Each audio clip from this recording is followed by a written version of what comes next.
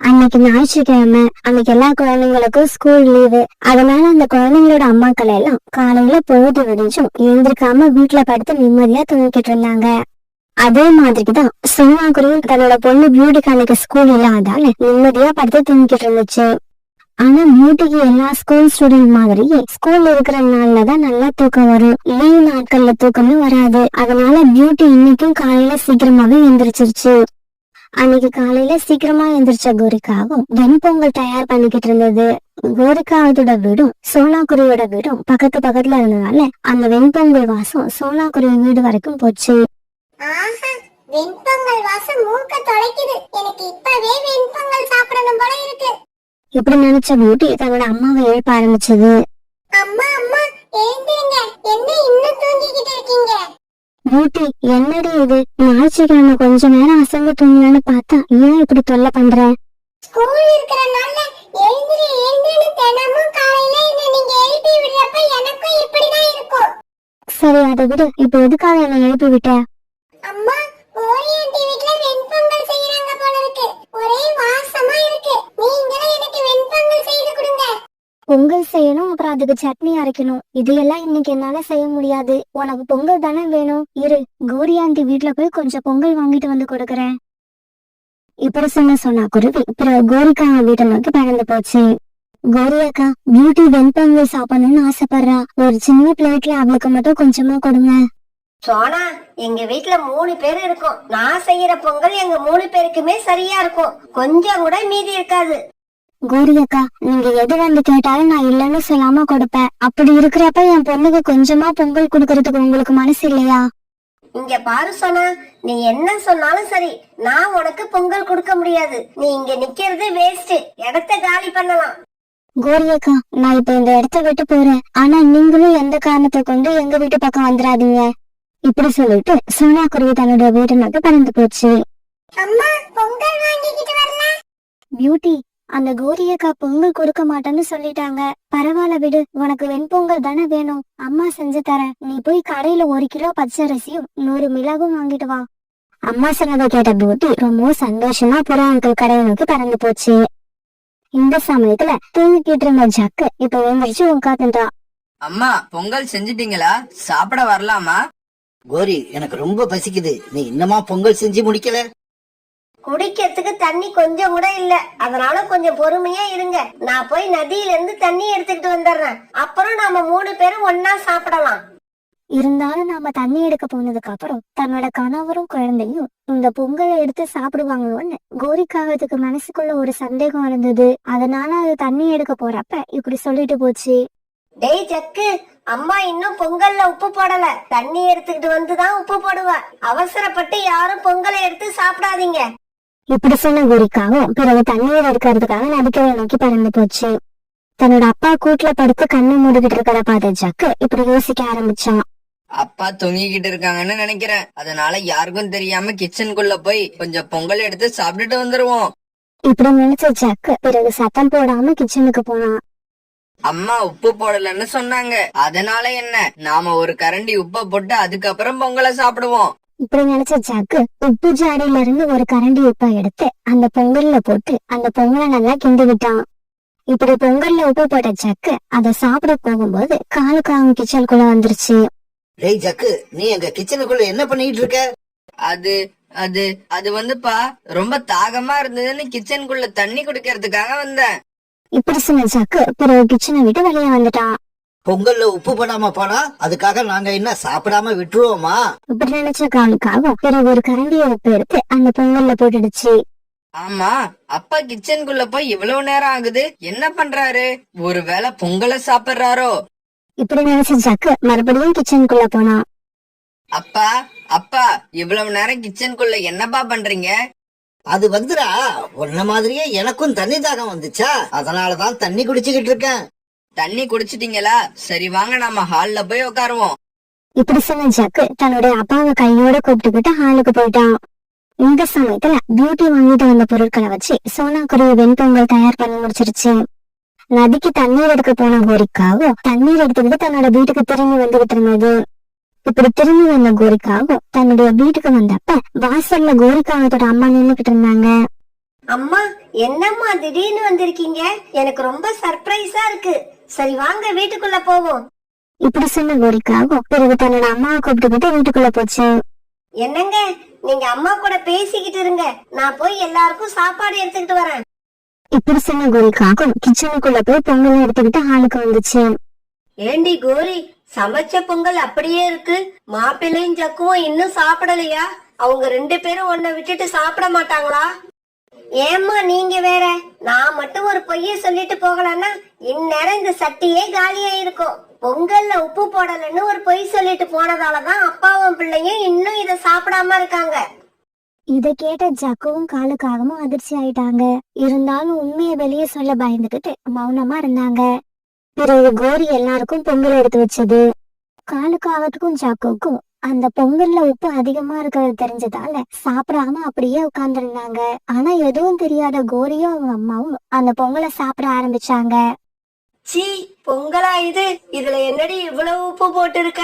கல்யாணம் ஆனதுக்கு அப்புறம் நீ திருந்திருப்பன்னு நினைச்சேன். திருந்தவே இல்ல, அப்படியேதான் இருக்க. அம்மா, உப்பு அதிகமா தான் இருக்கு. ஆனா எப்படி இவ்வளவு உப்பு அதிகமாச்சுன்னு தான் தெரியல. நான் எப்பவும் போடுற மாதிரி ஒரு கரண்டி உப்பு தாமா போட்டேன். இதுக்கு மேல நாம பேசாம இருந்தா நம்ம மேல சந்தேகம் வரும்னு நினைச்ச காலுக்காகும் இப்படி பேச ஆரம்பிச்சது. சரி சரி, உப்பு அதிகமா போயிடுச்சுன்னா அதுக்காக இப்ப யாரு என்ன பண்ண முடியும்? அத்தை வேற வந்திருக்காங்க. நீ சீக்கிரமா யாருக்கிட்டயாவது போய் அத்தைக்கு மட்டுமாவது சாப்பாடு வாங்கிட்டு வா. காலுக்காக இப்படி சொன்னதும் கோரிக்காக ஒரு சின்ன கிண்ணத்தை எடுத்துக்கிட்டு ரீட்டா கிளி வீட்டை நோக்கி போச்சு. ரீட்டா, ஊர்ல இருந்து என்னோட அம்மா வந்திருக்காங்க. உன்கிட்ட சாப்பாடு இருந்தா கொஞ்சம் கொடு. அவங்க இன்னும் சாப்பிடவே இல்ல. எங்க வீட்ல எங்க சாப்பாடு இருக்கு? மிட்டும் அவங்க அப்பாவும் ஊருக்கு போயிருக்கிறதால நான் சமைக்கவே இல்ல. நானே சோனாக்குருவி வீட்டுக்கு போய் பொங்கல் சாப்பிட்டுட்டு வரேன். வேணும்னா நீயும் சோனாக்குருவி வீட்டுக்கு போய் கொஞ்சம் பொங்கல் வாங்கிட்டு போ. என்னது, சோனா குருவி வெண்பொங்கல் செஞ்சிருக்கா? ஆமா, அது செஞ்ச வெண்பொங்கல் தான் நான் வயிறு முட்டை சாப்பிட்டு வந்தேன். சூப்பரா இருந்துச்சு. பிறகு வேற வழி இல்லாத கோரிக்காக சோனாக்குருவி வீட்டை நோக்கி பறந்து போச்சு. சோனா சகோதரி, ஊர்ல இருந்து எங்க அம்மா வந்திருக்காங்க. உங்க அம்மா வந்திருந்தா அதையே என்கிட்ட சொல்றீங்க? அதனால எனக்கு என்ன வந்துச்சு? நானும் என்னோட பொண்ணு இப்பதான் பொங்கல் சாப்பிட உட்கார்ந்துருக்கோம். எங்களுக்கு தொல்லை கொடுக்காம போங்க. சோனா, நான் செஞ்ச பொங்கல்ல உப்பு அதிகமா போயிடுச்சு. அதனால நாங்க யாருமே இந்த பொங்கலை சாப்பிடல. நீ எங்க எல்லாருக்குமே பொங்கல் கொடுக்க வேண்டாம். எங்க அம்மாவுக்கு மட்டும் கொஞ்சமா கொடுத்தேன்னா போதும். கோரி அக்கா, கொஞ்ச நேரத்துக்கு முன்னாடி நீங்க பேசின பேச்சு எல்லாம் அதுக்குள்ள மறந்துட்டீங்களா? பிறகு எந்த முகத்தை வச்சுக்கிட்டு இந்த வீட்டுக்கு வந்தீங்க? சோனா, நான் சொன்னதெல்லாம் மனசுல வச்சுக்காத. ஏதோ தெரியாதனமா அப்படி சொல்லிட்டேன். நீங்க என்ன சொன்னாலும் சரி, உங்களை நான் மன்னிக்கவே மாட்டேன். இதுக்கப்புறம் நீங்க என்கிட்ட இருந்து எந்த உதவியும் எதிர்பார்க்காதீங்க. எப்படி சொன்னா குருவி பிறகு வீட்டுக்குள்ள போய் கதவை வேகமா சாத்திக்கிச்சு. சோனா குருவி சொன்னதையெல்லாம் கேட்ட கோரிக்காகும் தான் செஞ்ச தப்ப நினைச்சு அழுதுகிட்டே தன்னோட வீட்டுக்கு பறந்து போச்சு. என்ன கோரி, காளி கிண்ணத்தை எடுத்துக்கிட்டு வர? பொங்கலை வழியிலேயே உட்காந்து சாப்பிட்டுட்டியா? காலுஜி, கொஞ்ச நேரம் சும்மா இருங்க. எரிச்சலை கிளப்பாதீங்க. அந்த சோனா குருவி காலையில நம்ம கிட்ட வந்து கொஞ்சம் பொங்கல் கேட்டுச்சு. நான் பொங்கல் கொடுக்க மாட்டேன்னு சொல்லி முகத்துல அடிச்ச மாதிரி பேசி அனுப்பிட்டேன். அத மனசுல வச்சுக்கிட்டு சோனா இப்ப நமக்கு உதவி செய்ய மாட்டேங்குது. கோரி, நீ செஞ்சது பெரிய தப்பு. அந்த சோனா குருவி உனக்கு எவ்வளவு உதவி செஞ்சிருக்குது. அப்படி இருக்கிறப்ப நீ அதுக்கு பொங்கல் கொடுக்க மாட்டேன்னு சொல்லி இருக்க கூடாது. ஒரு தடவை ராத்திரியில நான் உங்க வீட்டுக்கு வந்தேன். அப்போ உன் வீட்டுல சாப்பிட எதுவுமே இல்லாததால அந்த சோனா குருவி அது சாப்பிட வச்சிருந்த சாப்பாட்டை உன்கிட்ட கொடுத்து அனுப்புச்சு. அதெல்லாம் நீ மறந்துட்டியா? இவங்க இப்படி பேசிக்கிட்டு இருக்கப்ப ஒரு பிளேட்ல கொஞ்சம் பொங்கலை வச்சு எடுத்துக்கிட்டு சோனா குருவி கோரிக்காக வீட்டுக்கு வந்துச்சு. அம்மா, என்ன மன்னிச்சிடுங்க. கோரி அக்கா செஞ்ச தப்புக்கு உங்களை பட்னி போட எனக்கு மனசு வரல. இந்தாங்க, இந்த பொங்கலை சாப்பிடுங்க. சோனா, என்ன மன்னிச்சிடு சோனா. நீ நடந்துக்கிற விதத்தை எல்லாம் பார்க்கும்போது என் கண்ணத்துல நீ மாறி மாறி அரைகிற மாதிரி இருக்கு. இதுக்கப்புறம் நான் கண்டிப்பா இந்த மாதிரி நடந்துக்க மாட்டேன். ஓ அளவுக்கு பெருந்தன்மையா என்னால நடந்துக்க முடியாட்டியும் அதுல பாதி அளவாவது நடந்துக்க நான் முயற்சி பண்ணுவேன். கோரி அக்கா, எதையுமே வாயால சொல்லி புண்ணியம் இல்ல. முதல்ல நீங்க சொன்ன மாதிரி நடந்து காட்டுங்க. நீங்க அப்படி நடந்து காட்டிட்டீங்கன்னா நான் உண்மையிலேயே ரொம்ப சந்தோஷப்படுவேன். இப்படி சொன்ன குருவி பிறகு அங்கிருந்து தன்னோட வீட்டை நோக்கி பறந்து போச்சு.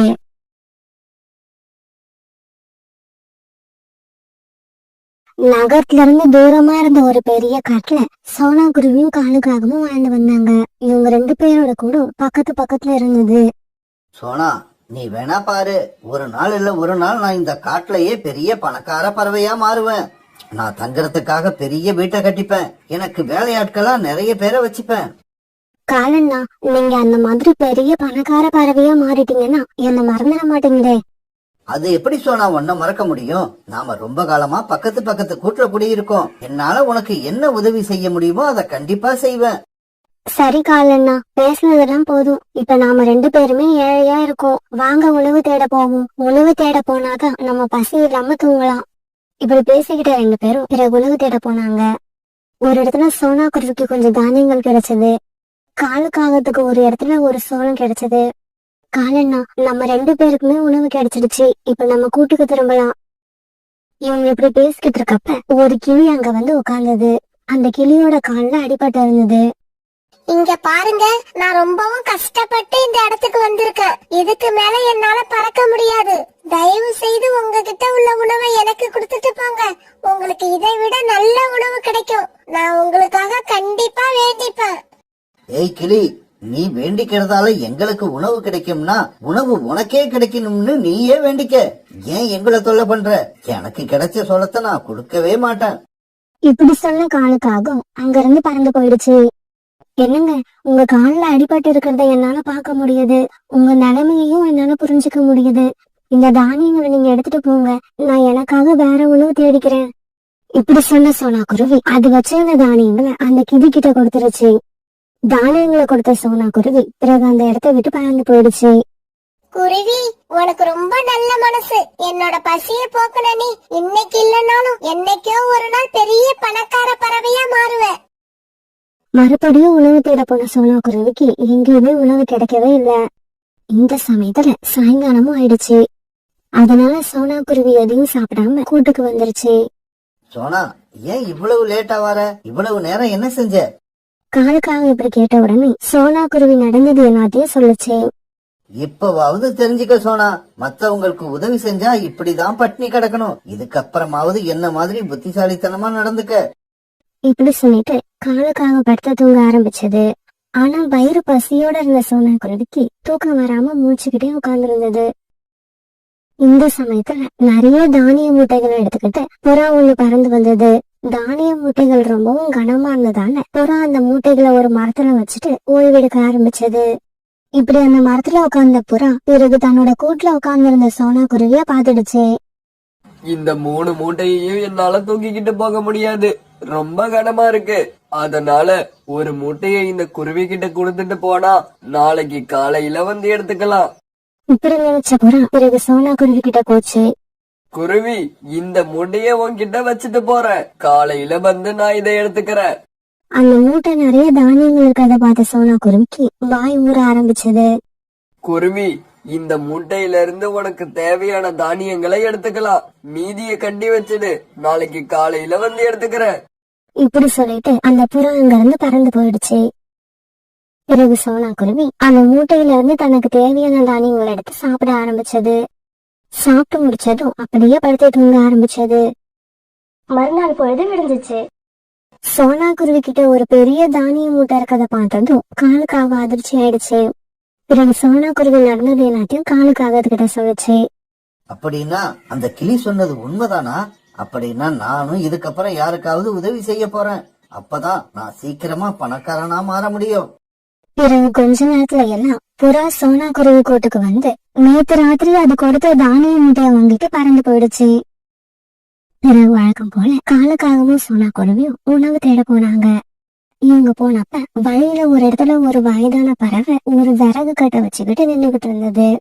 உங்கள யாராவது இந்த விறகு கட்டை தூக்கிக்கிட்டு வந்து என்னோட வீடு வரைக்கும் கொடுக்க முடியுமா? இதுதான் நல்ல சந்தர்ப்பம். நாம இந்த பாட்டிக்கு உதவி பண்ணுனா அந்த பாட்டி நம்மள வாழ்த்தும். அதனால நமக்கு ஏதாவது புதிகள் கிடைச்சாலும் கிடைக்கலாம். இப்படி நினைச்ச காலுக்காகவும் அவசர அவசரமா இப்படி பேச ஆரம்பிச்சது. சோனா, நீ இங்கேயே இரு. நான் இந்த விறகு கட்டை தூக்கி கொண்டு போய் இந்த பாட்டி வீட்டுல வச்சுட்டு வந்துடுறேன். இப்படி சொன்ன காலுக்காகவும் பிறகு விறகு கட்டை தூக்கிட்டு அந்த வயதான பறவை கூட பறந்து போச்சு. காகமே, உனக்கு ரொம்ப நல்ல மனசு. எனக்கு உதவி செஞ்ச உனக்கு கடவுள் கண்டிப்பா பெரிய அளவுல உதவி செய்வாரு. அதை கேட்டுட்டு சந்தோஷமான காலுக்காகவும் அங்க இருந்து பறந்து போச்சு.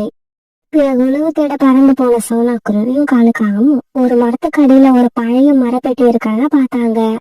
பிறகு அந்த பெட்டியை திறந்து பார்த்த இவங்க 2 பேரும் ஆச்சரியத்துல மூழ்கி போனாங்க.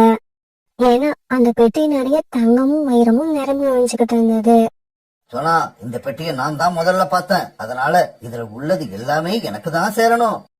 காலண்ணா, நாம 2 பேருமே ஒரே சமயத்துலதான் இந்த பெட்டியை பார்த்தோம். அதனால இதுல உள்ளத நாம 2 பேருமே சரிசமமா பிரிச்சு எடுத்துப்போம். அதுதான் சரி.